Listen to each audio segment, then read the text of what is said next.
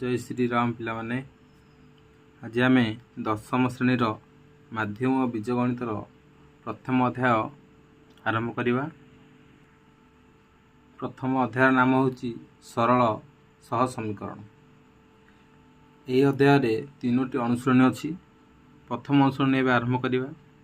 आम प्रथम जानिबा सरल सह समीकरण कौन, समीकरण कौन जानिबा माने तार उपक्रम उपर जानिबा। प्रथम अध्याय आम पढ़ा सह समीकरण द्वारा ज्यामितिक परिप्रकाश, सह समीकरण द्वारा समाधान पर कौन कौन शर्त आवश्यक और लेखचित्र द्वारा सह समीकरण द्वारा समाधान किपरि करिबा। एपरी आम चारोटी स्टेप रे प्रथम अध्याय को सरेबा। प्रथमे आम समीकरण कौन जानिबा। समीकरण आम प्रथमे गोटे अज्ञात राशि विषय समीकरण बुझा। जेपरिक एक्स हूँ एक अज्ञात राशि।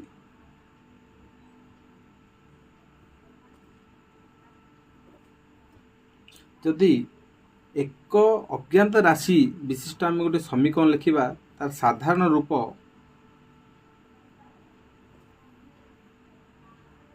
किपर लिखा आम a x plus b equal to 0।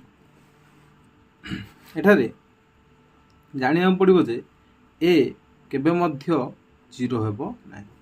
कौन पे जदि ए 0 हो जिवो तबे हम एक्स रो मूल्य पाई परिबेनी।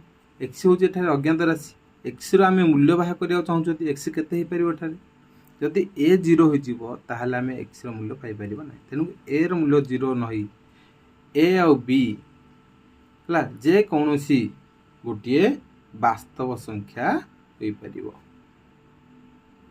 बुझिल। एवं ए को कौन कहबा, ए होची एक्स रो सहग बोली पड़िबा माने एक्स रो सांगर अछि। तेगोरी ए को एक्स रो सहग बा सांग बोली कहि परिबा। बी कोन, बी गोटे होची ध्रुव राशि। जदि आमे एही समीकरण को समाधान करिबा तेबे आम एक्स रो मूल्य बाहर करिबा। आ एक्स रो मूल्य बाहर करिबा को को समीकरण समाधान ले आम किपरि बाहर करिबा। ए एक्स प्लस बी इक्वल 0 हुए तेबे देखो पिला आम सिंपल रूप देखिया बोले प्रथम कौन करिबा आम जोड़ा दरकार आवश्यक आम एक्स दरकार एक्स को लेफ्ट साइड रखिबा। ए एक्स बी को जे सेपट नेबा कौन हबो इक्वल सेपट गले ता चिन्ह बदल जीवो।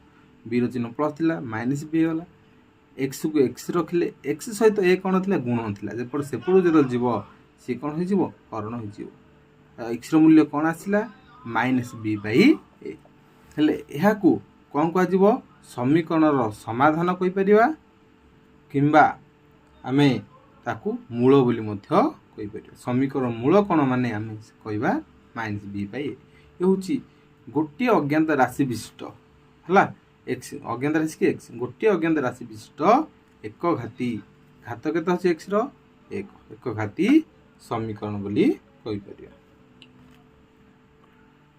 पिलाने तापर जे हमें दुई अज्ञात राशि विशिष्ट गोटे सरल सह समीकरण जानिबा। या दुईटी अज्ञात राशि कौन कौन नेबा हमें गोटे होची एक्स और वाई। एक्स वाई को दुईटी अज्ञात राशि रहले एक्स वाई बाहर करिया। तार साधारण रूप कौन, साधारणता रूप होची a x plus b y plus c equal to 0। यहीपरि भाव आम लिखा गोटे दुई अज्ञात राशि विशिष्ट गोटे समीकरण को। एठारे ए आउ बी कौन आम कही आगु जी अज्ञात राशि भांगर जी रहा सी हूँ गोटे तार सहग। एठारे एक्स रो सहग किए बोले आम कौन कहबा ए आउ बी रो सहग किए बोले कहबा आम सॉरी वाई रो सहग किए बोले आम कहबा बी आउ सी हूँ गोटे एठारे ध्रुव पद। हेले आमे जदि आकु समाधान करने को चाहिबा ताले आमे एठारे दुईटी अज्ञात राशि अछि तो आकु आमे समाधान करि परिबा नाही।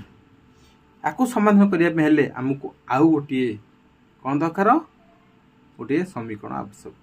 एटा गोटे समीकरण एक थर नेले आ गोटे समीकरण जदि नेबा आमे धन्यवाद को a1 B1 C1 प्रथम समीकरण नेले आउ नेबा A2x plus B2y plus C2 equal to 0 ये होची द्वितीय समीकरण आमको दुईटी अज्ञात राशि पाइबा हेले आम अति कम रे दुईटी समीकरण आवश्यकता पड़े आ गोटे जिन मन रखा पड़ो एठारे ए और बी प्रथम समीकरण हो दुई समीकरण हो ए बी एका सांगरे केबे मध्य जीरो हेबे नाही A B not equal to 0 के मध्य एका संगे बी यदि 0 होला ए 0 होबनी ए 0 होले बी 0 होब नाही आउ ए और बी उभय 0 मध्य न होई पारंती एते बुझलो पिलाने तापरे एटा थिला हमर समीकरण कोन जानलो गोटे अज्ञात राशि विशिष्ट समीकरण साधारण रूप जानले तार मूल बा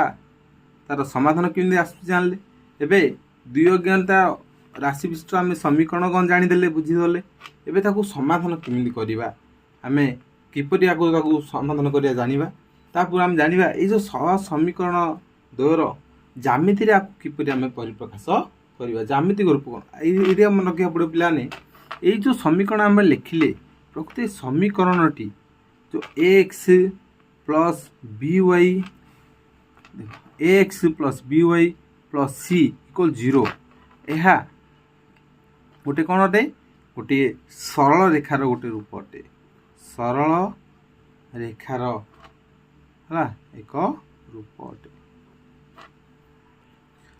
जदि आम गोटे समतल एक्स वाई समतल तुम 90 पढ़ीच एक्स एटा जदि गोटे समतल है